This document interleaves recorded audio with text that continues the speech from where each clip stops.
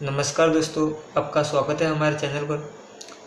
आज के इस वीडियो के अंदर हम पाठ्य पुस्तक से संबंधित कुछ प्रश्नों को हल करने वाले हैं। जैसा कि यहाँ पर दे रखा है, प्रश्न नंबर पहला, बताइए कि कौन कौन सी संख्या परिमेय है और कौन कौन सी संख्या अपरिमेय है। मतलब यहाँ पर जो अपने को संख्याएं दे रखी है, इनमें से बताना है कौन कौन सी परिमेय संख्या है और कौन कौन सी अपरिमेय संख्या है। तो चलिए दोस्तों शुरू करते हैं। पहला प्रश्न है, जो पहला सवाल जो पहला अपन को दे रखा है, √23। रूट के जो 23 है, ये परिमेय है या अपरिमेय। तो आपको पता है कि रूट की जितनी भी संख्याएं होती है वो अपरिमेय होती है, लेकिन जिनका वर्ग नहीं निकलता वो सारी संख्याएं अपरिमेय होती है, और जिनका वर्ग निकलता है वो मतलब जिनका रूट निकल सकता है वो सारी परिमेय संख्या होगी। तो यहाँ पर रूट के जो 23 है ये एक प्रकार से अपरिमेय संख्या होगी। ये जो है अपरिमेय संख्या है। √23 अपरिमेय संख्या है क्योंकि 23 जो है वो किसी का वर्ग नहीं होता, 23 का आप रूट नहीं निकाल सकते, तो ये एक प्रकार से अपरिमेय संख्या हो जाएगी। अब यहाँ पर दे रखे रूट के 225, तो रूट के 225 जो है तो ये आपके जो है एक प्रकार से परिमेय संख्या हो जाएगी, क्योंकि हमको पता है कि 225 जो है इसका रूट के 225 इसका आप रूट निकालोगे तो कितना आ जाएगा, 15। मतलब 15 का जो वर्ग होता है वो 225 होता है। तो आप अगर इसका रूट को हल करने जाओगे तो क्या आ जाएगा, 225 को मैं ऐसे लिख सकता हूँ 15 × 15। तो यहाँ से रूट हट जाएगा और यहाँ से कितने आ जाएंगे, 15। इसका आंसर क्या आ जाएगा, 15। तो ये इस रूट को आप हल करोगे तो आपके पास 15 आंसर आ जाएगा। और 15 कैसी है, 15 जो संख्या है ये परिमेय है, तो इस प्रकार ये एक परिमेय संख्या होगी।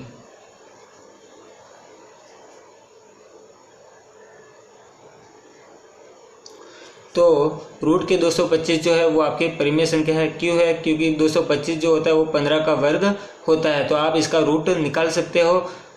225 जो है वो 15 का वर्ग होता है, तो इस प्रकार इसको आप हल कर सकते हो। इसका यहाँ पर इसका आंसर कितना आ सकता है, 15 आ सकता है, जो कि 15 जो है परिमेय संख्या है। तो इस प्रकार ये एक परिमेय संख्या होगी। इसके आगे अपन अगला सवाल देखते हैं। तो अगले सवाल में दे रखा है 0.3797, तो ये भी एक परिमेय संख्या होगी। यह एक परिमेय संख्या है क्योंकि ये जो अपने को दशमलव प्रसार दे रखा है 0.3797, इसको आप p/q के रूप में लिख सकते हो। हाँ, आपको पिछली वीडियो के अंदर बताया था कि ऐसी जो भी संख्या जिसका दशमलव प्रसार या तो क्या हो, शांत हो या फिर अशांत आवर्ती प्रकार का हो, तो वो सारी संख्या जो होती है वो परिमेय संख्या होगी। तो यहाँ पर ये जो संख्या दे रखी है ये दशमलव प्रसार वाली शांत संख्या है। दशमलव प्रसार में दे रखा है ये कैसी संख्या है, शांत दशमलव प्रसार वाली संख्या है, इसलिए ये एक प्रकार से परिमेय संख्या होगी। परिमेय संख्या कौन कौन सी होगी, एक तो जिसका दशमलव प्रसार क्या हो, दशमलव प्रसार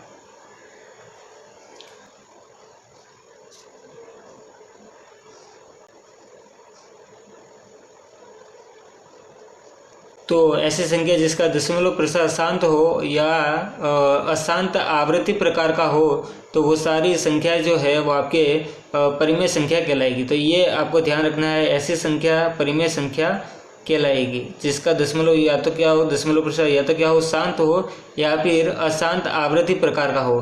तो ऐसी जो परिमेय संख्या होगी वो आपकी क्या होगी, ऐसी जो भी संख्या होगी, जितनी भी संख्या होगी वो आपकी परिमेय संख्या होगी। इसके अलावा अशांत अनावृत्ति प्रकार की अगर संख्या है तो वो आपकी अपरिमेय संख्या होगी। जैसा कि यहाँ पर अगला उदाहरण आपका अनावृत्ति प्रकार का है। ये जो संख्या है ये अशांत है और इसमें जो अंक है ये बार बार रिपीट नहीं आ रहे, मतलब वापस वो की वही संख्या अगर बार बार आती होती तो ये जो है ये अशांत आवृत्ति प्रकार की बन जाती है। लेकिन यहाँ पर कोई भी वापस वही अंक जो है, वही संख्या जो है बार बार रिपीट नहीं हो रही है, तो इस कारण ये जो है अशांत अनावृत्ति प्रकार की हो जाएगी। तो यह जो संख्या है ये अपरिमेय संख्या हो जाएगी। अगला उदाहरण देते हैं। अगला उदाहरण में दे रखा है अपने को 1.101110011001। यहाँ पर भी जो है ये भी अशांत अनावृत्ति प्रकार की संख्या है, इसलिए यह भी जो है अपरिमेय संख्या हो जाएगी।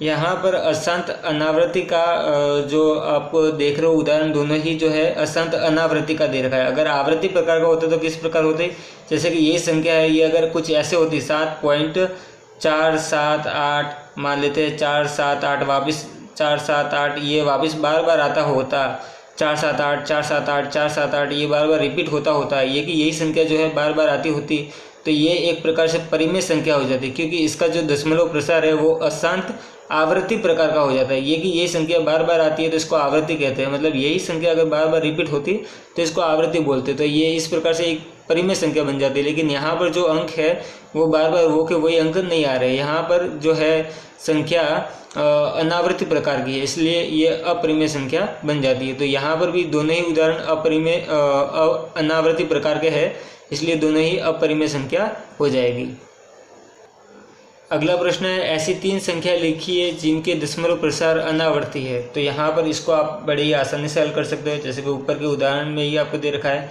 आप ऐसी संख्याओं को कोई भी संख्या ले सकते हो, जैसे 0 पॉइंट मैंने लिख दी, पहली संख्या में लिख रहा हूँ 0.202 लिख दिया, फिर वापस 2 बार 2 लिख दिया, फिर आप 3 बार 0 लिख दो, फिर 2 लिख दो, फिर 4 बार 0 लिख दो, फिर 2 लिख दो। इस प्रकार से ये एक हो गई। ऐसे ही आप दूसरी भी लिख सकते हो 0.15 0 15 00 15 000, ऐसे करके आप लिख सकते हो। तो ये एक प्रकार से अनावर्ती प्रकार के हो गए। ऐसे ही आप अन्य भी उदाहरण ले सकते हो, ऐसे कोई भी उदाहरण लिख सकते हो जिसमें कोई भी अंक जो है आपके रिपीट नहीं होने चाहिए, मतलब वापिस वही संख्या जो है नहीं आनी चाहिए। तो ऐसे जो दशमलव प्रसार हो गए वो अनावर्ती प्रकार की हो जाएगी। तो इस प्रकार दोनों ही प्रश्नों के अपन ने आंसर लिख दिए हैं। तो इस वीडियो के अंदर इतना ही, मिलते हैं अगले वीडियो के अंदर जिसमें अपन और कुछ प्रश्नों को हल करेंगे। थैंक्स फॉर वॉचिंग, मिलते हैं नेक्स्ट वीडियो के अंदर।